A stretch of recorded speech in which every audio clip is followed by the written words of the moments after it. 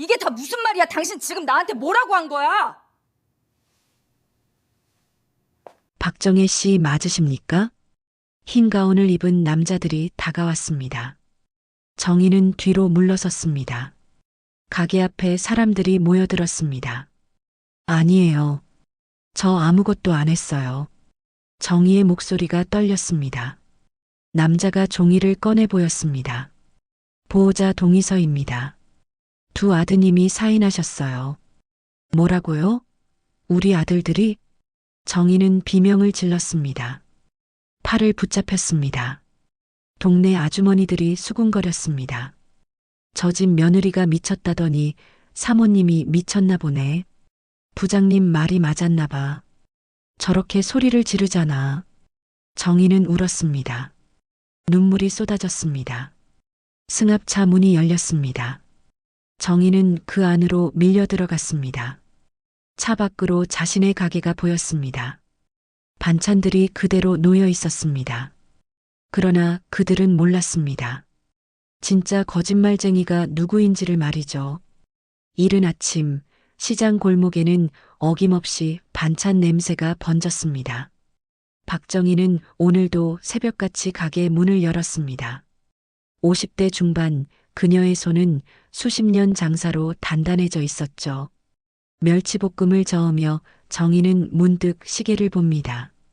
6시 반. 남편 최상호는 아직 집에 있을 시간이었습니다.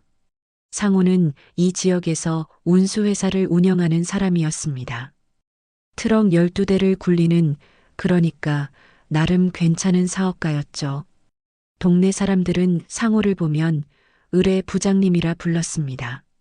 정희는 그런 남편이 자랑스러웠습니다.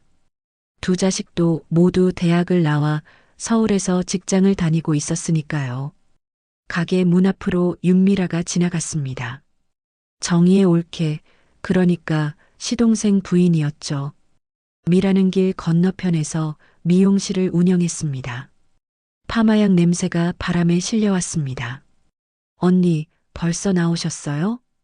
미라가 손을 흔들었습니다. 정희도 웃으며 고개를 끄덕였습니다.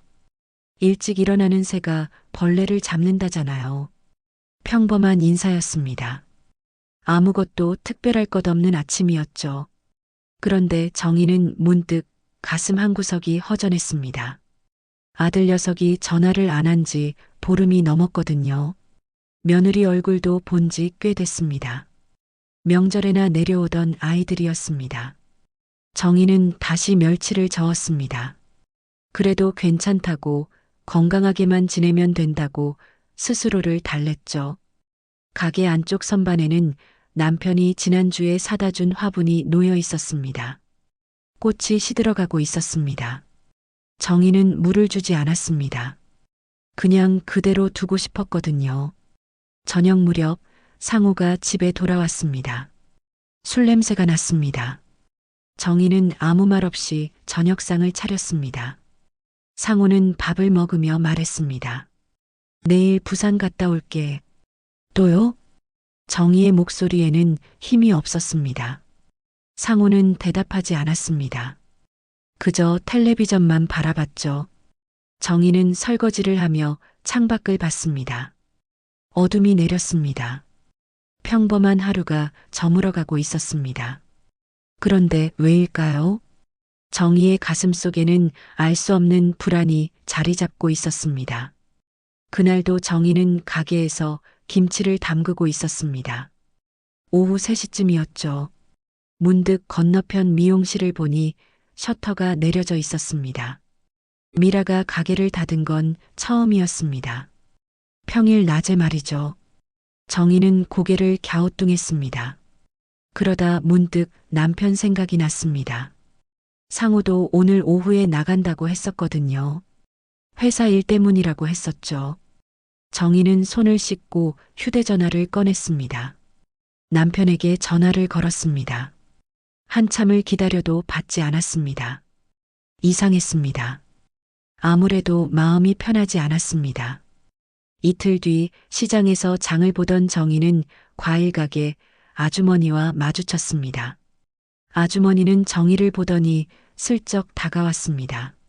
사모님, 요즘 부장님 일이 많으신가 봐요? 네, 그런 것 같아요. 정희는 대수롭지 않게 대답했습니다. 그런데 아주머니의 다음 말이 귓전을 때렸습니다. 그러게요. 어제도 미용실 원장님이랑 같이 가시더라고요. 차에 타고 계셨던데. 정희의 손이 멈췄습니다. 과일을 고르던 손이었죠. 아주머니는 계속 말을 이었습니다. 뭐, 친척 사이니까 그럴 수도 있죠. 근데 요즘 자주 보이던데요. 정희는 억지로 웃었습니다. 그리고 서둘러 가게로 돌아왔습니다. 가슴이 두근거렸습니다. 아니야, 아닐 거야. 정희는 스스로를 달랬습니다. 올케랑 남편이 무슨 일이 있겠어요. 그런데 머릿속에서는 자꾸 이상한 생각들이 피어올랐습니다.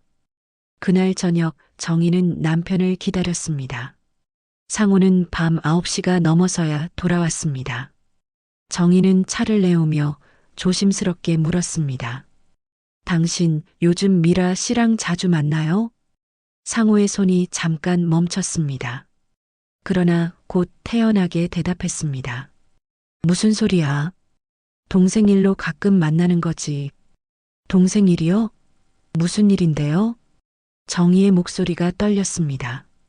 상호는 눈을 찌푸렸습니다. 사업 관련이야. 당신이 알 필요 없어. 아니, 저도 알아야 할 것 아니에요. 동네에서 이상하게 보던데요. 정희가 목소리를 높이자 상호가 벌떡 일어났습니다. 뭐가 이상해? 내가 헛것을 보는 거 아니야? 상호의 목소리가 거칠어졌습니다. 정희는 움찔했습니다. 남편이 이렇게 화를 내는 건 처음이었거든요. 상호는 안방으로 들어가 버렸습니다. 문을 쾅 닫는 소리가 났습니다. 정희는 거실에 홀로 남았습니다.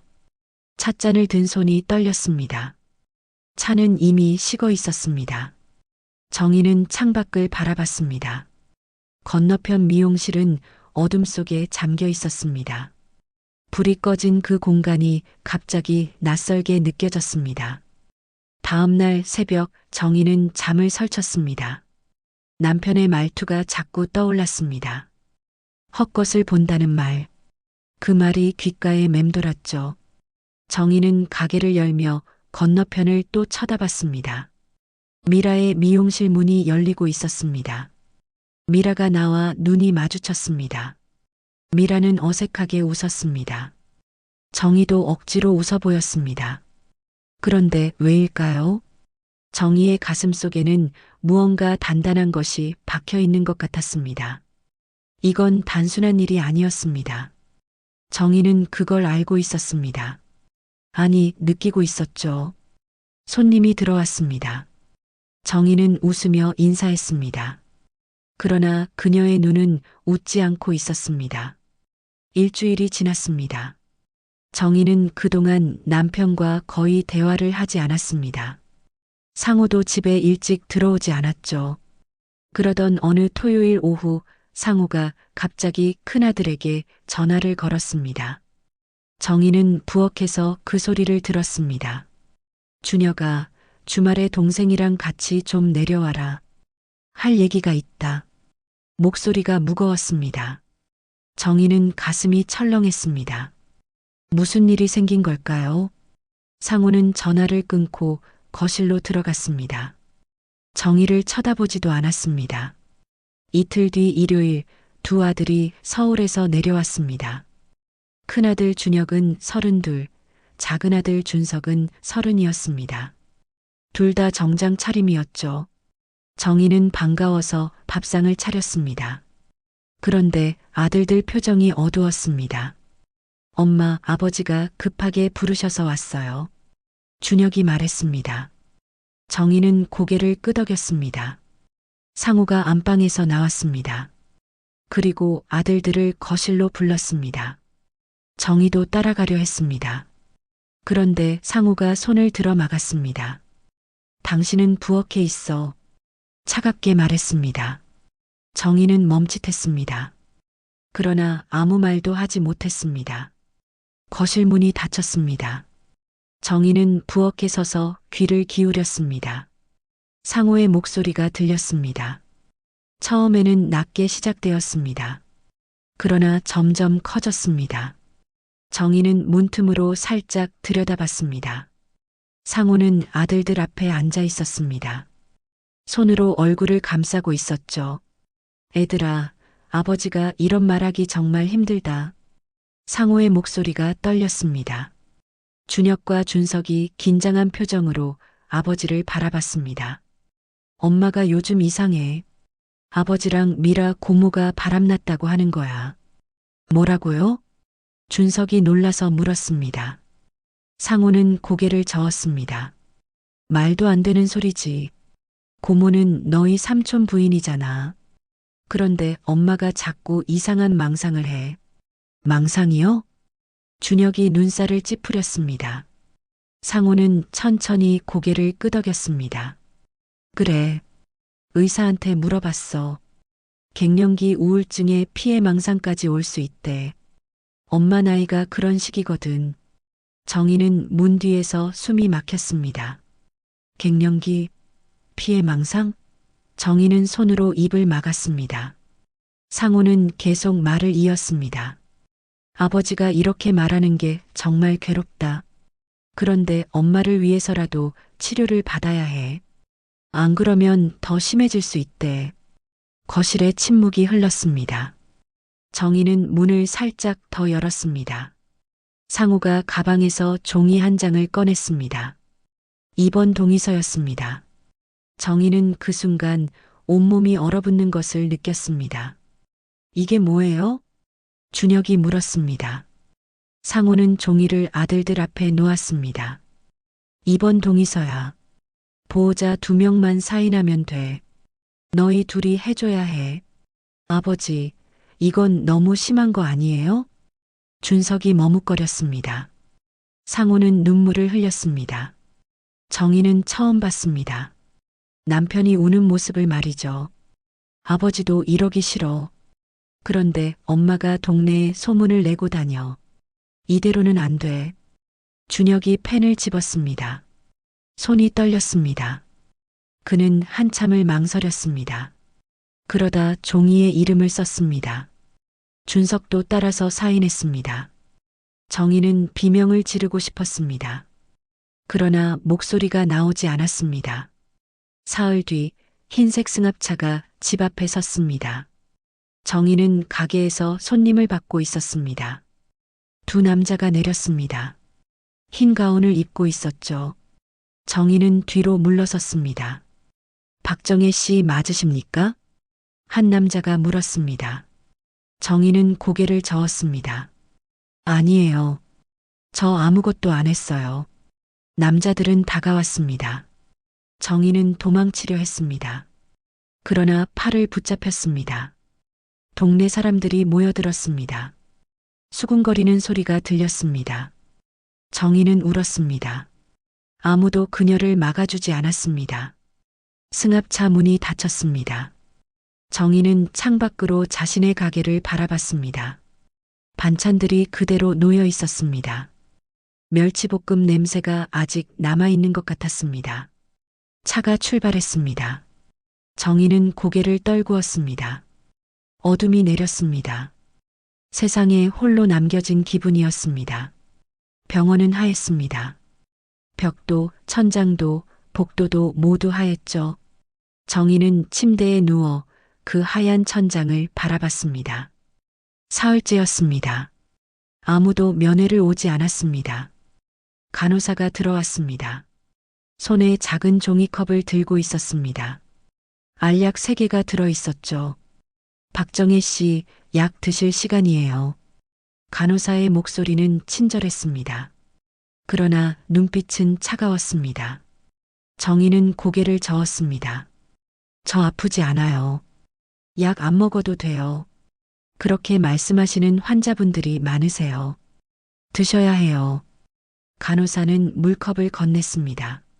정희는 어쩔 수 없이 알약을 입에 넣었습니다. 쓴맛이 혀를 감쌌습니다. 물을 삼키자 목구멍이 타는 것 같았습니다. 잘하셨어요. 간호사가 나갔습니다. 정희는 다시 천장을 바라봤습니다. 눈물이 흘렀습니다.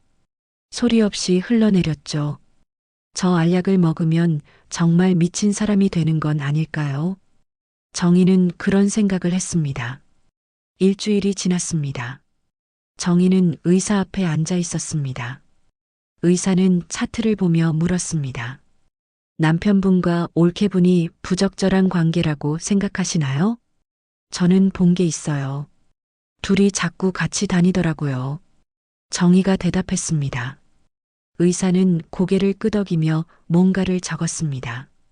환자분께서는 피해망상 증상을 보이고 계십니다. 치료가 필요해요. 저는 망상이 아니에요. 사실이라고요. 정희의 목소리가 높아졌습니다. 의사는 무표정하게 바라봤습니다. 그렇게 생각하시는 것 자체가 증상입니다. 정희는 입을 다물었습니다. 무슨 말을 해도 소용없었습니다. 이곳에서는 그녀가 환자였으니까요. 그날 오후 큰아들 준혁이 면회를 왔습니다. 정희는 반가워서 일어났습니다. 그러나 준혁의 표정은 어두웠습니다. 엄마, 좀 어때요? 준혁아, 엄마 여기서 나가야 해. 엄마는 아프지 않아. 정희가 아들의 손을 잡았습니다. 준혁은 손을 빼지 않았습니다. 그러나 눈을 마주치지도 않았습니다. 엄마, 의사 선생님 말씀 잘 들으세요. 치료받으면 나아질 거예요. 무슨 치료를 받아? 엄마는 멀쩡하다니까. 정희의 목소리가 떨렸습니다. 준혁은 한숨을 쉬었습니다. 엄마가 동네에 이상한 소문을 냈잖아요. 아버지가 얼마나 힘들어 하시는데요. 정희는 입이 막혔습니다. 아들이 자신을 믿지 않는다는 걸 알았습니다. 준혁은 일어났습니다. 빨리 나으세요. 동생한테도 연락하라고 할게요. 준혁이 나갔습니다. 정희는 그 뒷모습을 바라봤습니다. 면회실 문이 닫혔습니다. 정희는 그대로 주저앉았습니다. 밤이었습니다. 정희는 창밖을 내다봤습니다. 병원 밖 세상이 보였습니다. 불빛들이 반짝이고 있었죠. 정희는 문득 시장이 생각났습니다. 자신의 가게가 생각났습니다. 지금쯤 누가 그 가게를 지키고 있을까요? 아니면 문을 닫아버렸을까요? 복도에서 발소리가 들렸습니다. 간호사들이 지나가는 소리였습니다. 그들은 웃으며 이야기하고 있었습니다. 정희에게는 그 웃음소리조차 낯설었습니다. 이곳에서는 모든 게 낯설었습니다. 이틀 뒤 작은 아들 준석이 왔습니다. 그러나 준석은 5분도 채 머물지 않았습니다. 그저 엄마 얼굴만 확인하고 갔습니다. 정희는 아무 말도 하지 않았습니다. 말해봤자 소용없다는 걸 알았으니까요. 그날 밤 정희는 화장실 거울 앞에 섰습니다. 거울 속 자신을 봤습니다. 머리는 헝클어져 있었습니다. 눈은 충혈되어 있었죠. 얼굴은 수척해져 있었습니다. 정희는 거울을 만졌습니다. 차가웠습니다. 나는 미치지 않았어. 정희는 중얼거렸습니다. 목소리가 떨렸습니다. 나는 미치지 않았어. 다시 말했습니다. 이번엔 조금 더 또렷했습니다. 정희는 거울 속 자신을 똑바로 쳐다봤습니다. 그 눈 속에서 뭔가가 타오르기 시작했습니다. 분노였습니다. 아니, 그것보다 더 강한 무언가였죠. 정희는 주먹을 쥐었습니다. 손톱이 손바닥을 파고들었습니다. 아팠습니다. 그러나 이상하게도 정신이 또렷해졌습니다. 정희는 천천히 숨을 내쉬었습니다. 나는 여기서 나갈 거야. 혼잣말이었습니다. 그러나 그 말에는 힘이 실려 있었습니다. 정희는 다시 거울을 봤습니다. 눈빛이 달라져 있었습니다. 무너져 있던 여자는 사라지고 있었습니다. 그 자리에 새로운 누군가가 서 있었습니다. 정희는 그걸 느꼈습니다. 가슴 깊은 곳에서 무언가가 꿈틀거리고 있었습니다. 다시 일어서겠다는 결심이었습니다. 정희는 병실 침대에 누워 눈을 감았습니다. 그러자 기억이 떠올랐습니다. 석 달 전 수요일 새벽이었습니다. 정희는 화장실에 가려고 일어났었죠. 그때 현관문이 조용히 닫히는 소리를 들었습니다. 남편이었습니다. 상호는 조심스럽게 신발을 신고 있었습니다. 정희는 복도에서 그 모습을 지켜봤습니다. 남편은 뒤돌아보지 않았습니다. 그대로 나가버렸죠. 새벽 4시였습니다. 다음 날 아침 정희는 물었습니다. 어제 어디 갔다 왔어요? 상호는 태연하게 대답했습니다. 회사 일로 새벽 출장 갔다 왔어.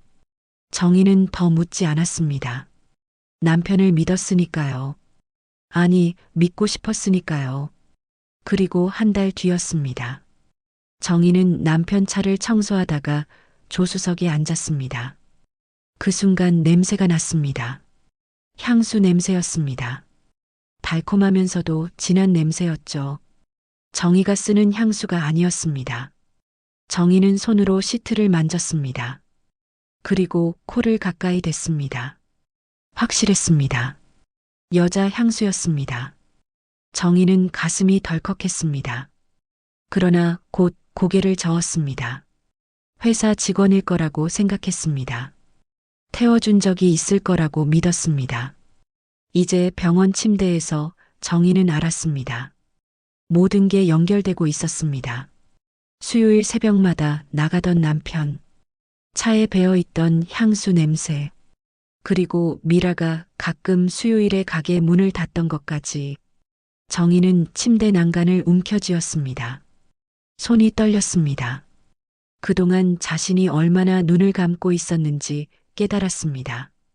믿고 싶어서 외면했던 진실들이었습니다. 내가 바보였구나. 정희는 중얼거렸습니다. 눈물이 흘렀습니다. 그러나 이번엔 달랐습니다. 슬픔보다 분노가 컸습니다. 정희는 눈을 떴습니다. 천장을 바라봤습니다. 하얀 천장이 흐릿하게 보였습니다. 그녀는 주먹을 쥐었습니다. 이제 알았습니다. 싸워야 한다는 걸 말이죠. 정희는 이틀을 기다렸습니다. 그리고 젊은 간호사가 당직을 설 때를 노렸습니다. 그 간호사는 다른 사람들보다 눈빛이 따뜻했거든요. 정희는 조심스럽게 다가갔습니다. 간호사님, 부탁이 하나 있어요. 간호사가 고개를 돌렸습니다. 정희는 주머니에서 접은 편지를 꺼냈습니다. 이거 제 아들한테 좀 전해주실 수 있을까요? 간호사는 잠시 망설였습니다. 그러다 조용히 고개를 끄덕였습니다. 주소 적어주세요. 정희는 떨리는 손으로 큰아들 준혁의 주소를 적었습니다. 간호사는 편지를 받아 호주머니에 넣었습니다. 고맙습니다. 정희가 허리를 숙였습니다. 간호사는 아무 말 없이 자리를 떠났습니다. 사흘 뒤 서울의 작은 오피스텔에서 준혁은 편지를 받았습니다. 봉투를 뜯는 손이 떨렸습니다. 편지지를 펼쳤습니다. 어머니의 글씨였습니다. 준혁아, 엄마는 미치지 않았다. 동네 사람들에게 물어봐라.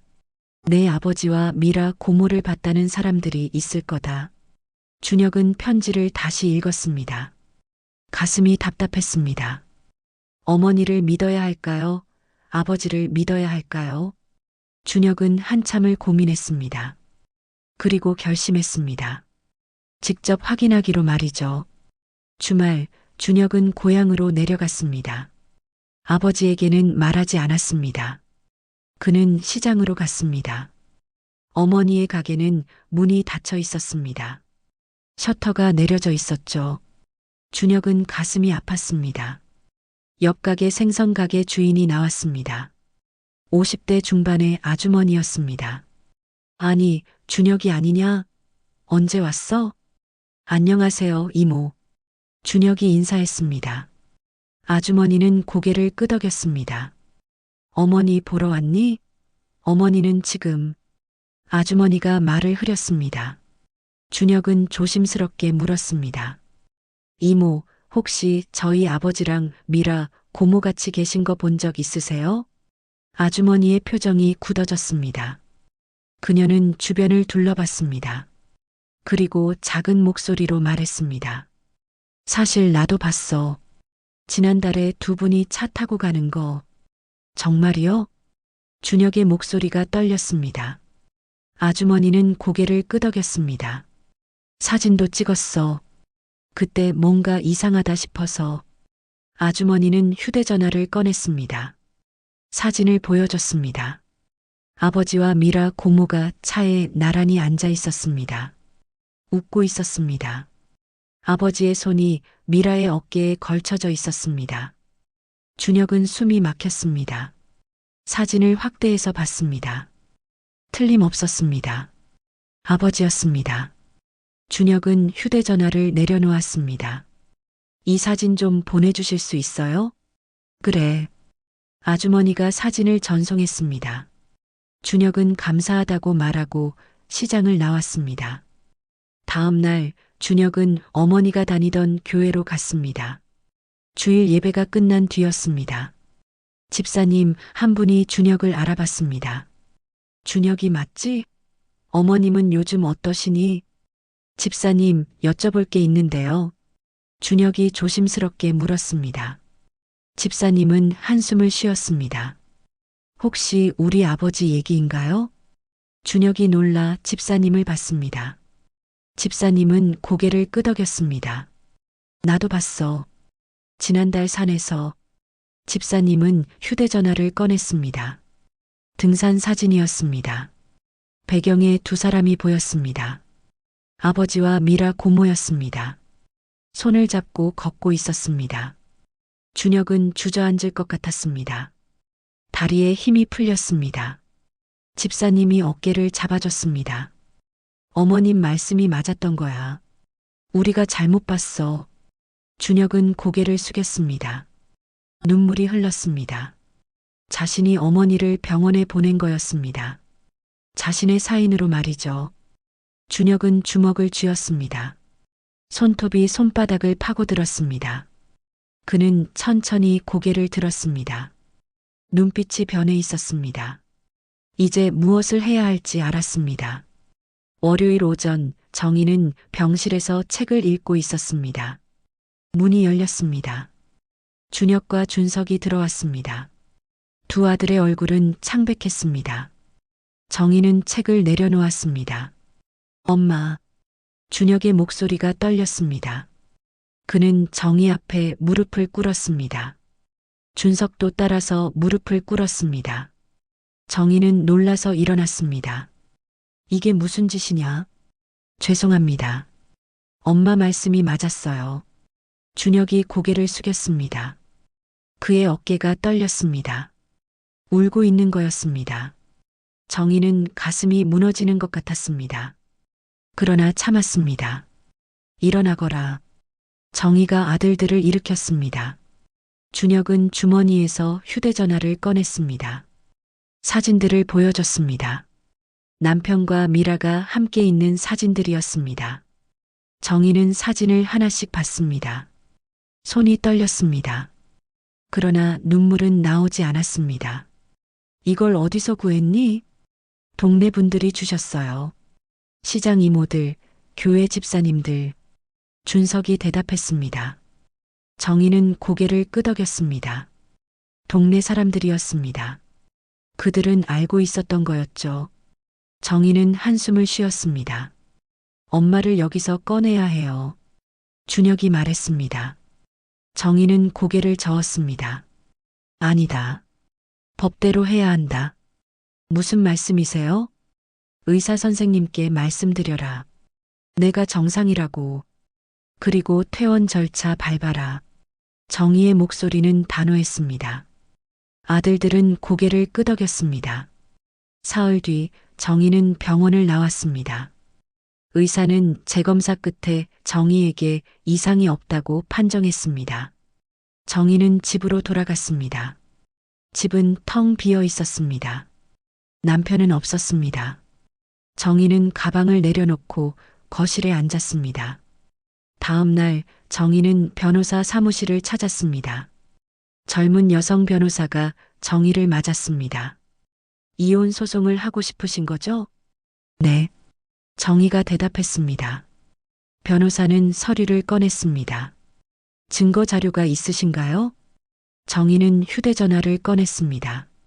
아들들이 보낸 사진들을 보여줬습니다. 변호사는 하나씩 확인했습니다. 그리고 고개를 끄덕였습니다. 충분합니다. 진행하겠습니다. 일주일 뒤 상호는 이혼 소송 서류를 받았습니다. 그는 회사 사무실에서 서류를 찢어버렸습니다. 그러나 소용없었습니다. 법원에서 다시 서류가 왔습니다. 동네는 들끓었습니다.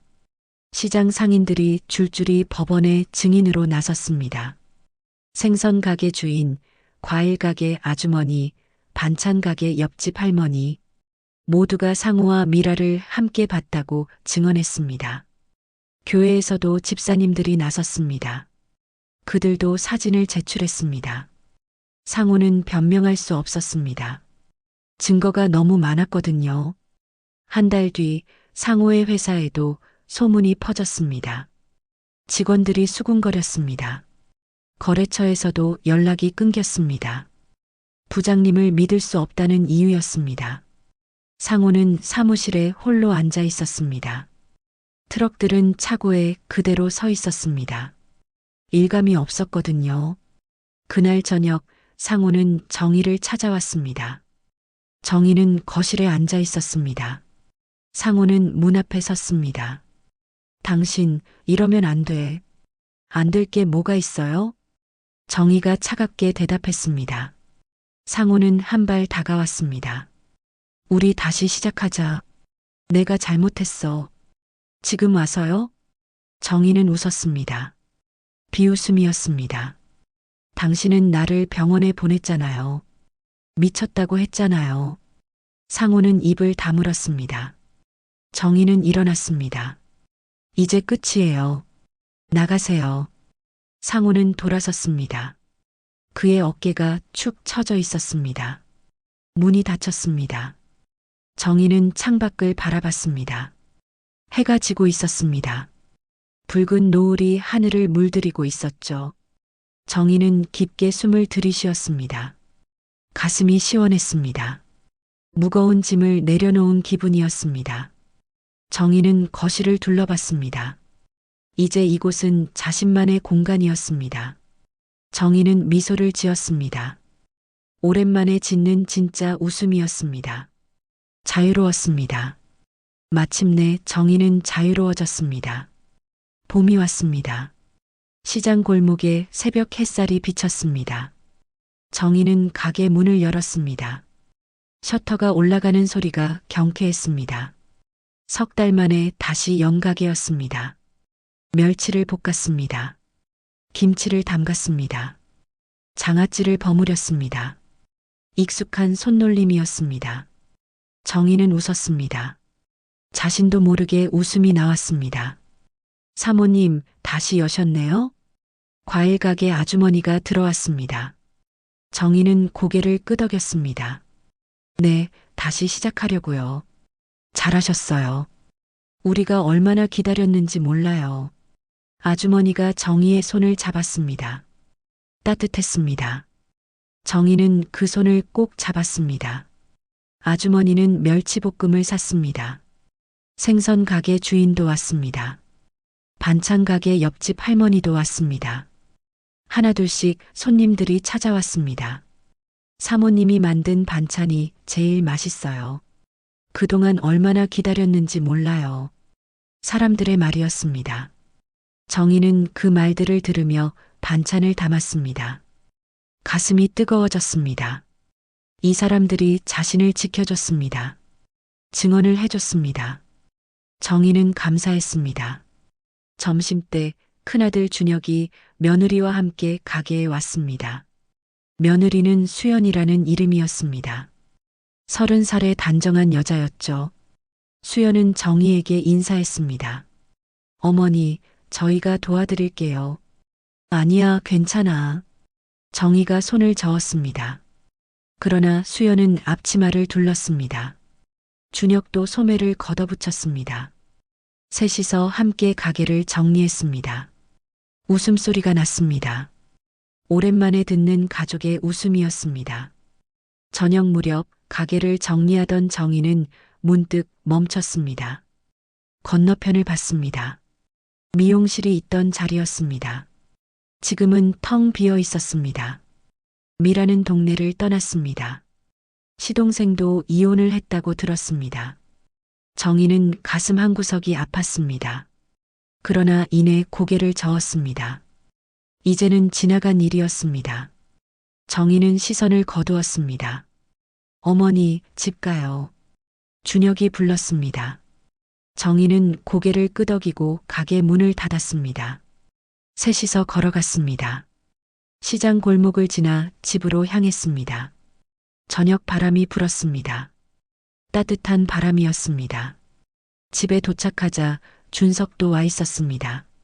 작은 아들이었죠. 그는 부엌에서 밥상을 차리고 있었습니다. 형님, 어머니 오셨어요? 준석이 웃으며 말했습니다. 정희는 그 모습을 보며 눈시울이 뜨거워졌습니다. 가족이었습니다. 이들이 자신의 가족이었습니다. 정희는 식탁에 앉았습니다. 아들 둘과 며느리가 함께 앉았습니다. 잘 먹겠습니다. 함께 말했습니다. 밥을 먹었습니다. 소소한 이야기를 나눴습니다. 웃었습니다. 정희는 행복했습니다. 이 순간이 소중했습니다. 그날 밤 정희는 홀로 거실에 앉아 있었습니다. 창밖을 봤습니다. 달이 떠 있었습니다. 밝은 달이었습니다. 정희는 지난 시간을 떠올렸습니다. 병원에 갇혀 있던 날들, 억울했던 순간들. 그러나 이제는 괜찮았습니다. 이겨냈으니까요. 정희는 중얼거렸습니다. 이제는 내 삶을 내가 지킨다. 작은 목소리였습니다. 그러나 단단했습니다. 정희는 미소를 지었습니다. 내일도 가게 문을 열 것입니다. 손님들을 맞을 것입니다. 반찬을 담을 것입니다. 평범한 일상이었습니다. 그러나 그 일상이 소중했습니다. 자유로웠으니까요. 다음 날 새벽 정희는 다시 시장으로 향했습니다. 골목에는 아직 어둠이 남아 있었습니다. 정희는 가게 문을 열었습니다. 불을 켰습니다. 가게 안이 환해졌습니다. 정희는 앞치마를 둘렀습니다. 그리고 웃었습니다. 진심으로 웃었습니다. 이제 그녀의 하루가 시작되는 것입니다. 새로운 하루가 말이죠. 세상은 때때로 불공평합니다. 진실을 말하는 사람이 오히려 거짓말쟁이로 몰리기도 하죠. 하지만 기억하세요. 진실은 언젠가 반드시 드러납니다. 아무리 어둠 속에 갇혀 있어도 포기하지 않으면 빛을 찾을 수 있습니다. 박정희처럼 말이죠. 여러분도 억울한 일을 겪고 계신가요? 포기하지 마세요. 당신의 진실을 지키세요. 그리고 용기 내세요. 새로운 시작은 언제든 가능합니다. 그럼 지금까지 당신의 이야기 전달자였습니다. 구독, 좋아요 눌러주세요. 감사합니다.